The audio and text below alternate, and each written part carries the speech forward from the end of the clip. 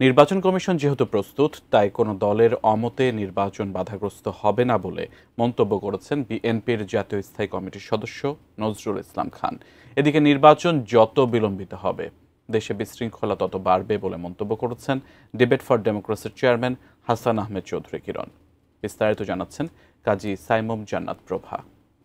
সোনার বাংলা করতে জুলাইয়ের চেতনা সমুন্নত রাখতে ফ্যাসিবাদ বিরোধী ঐক্যের কোনো বিকল্প নেই মানুষ স্পিকার। তেজগাঁও বিএফডিসিতে ডিবেট ফর ডেমোক্রেসির আয়োজনে ফ্যাসিবাদ বিরোধী ঐক্য নিয়ে এক ছায়া সংসদ বিতর্ক প্রতিযোগিতা অনুষ্ঠিত হয়। অনুষ্ঠানে বিএনপির জাতীয় স্থায়ী কমিটির সদস্য নজরুল ইসলাম খান বলেন, অনেক কিছুই অর্জন করার পরও ধরে রাখা সম্ভব হয় না।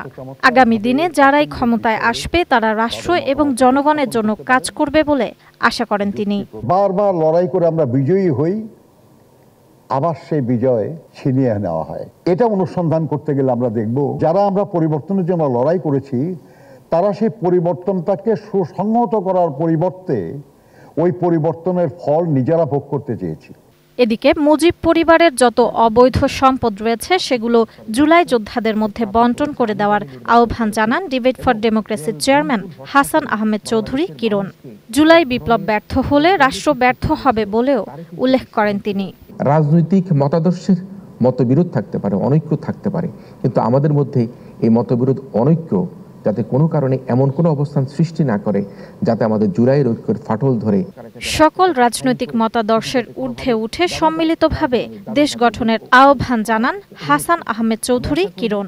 আওয়ামী লীগ অতীত থেকে শিক্ষা নেয়নি, আগামীতে যারা ক্ষমতায় আসবে তারা যেন অতীত থেকে শিক্ষা নেয় সে আশাবাদ ব্যক্ত করেন।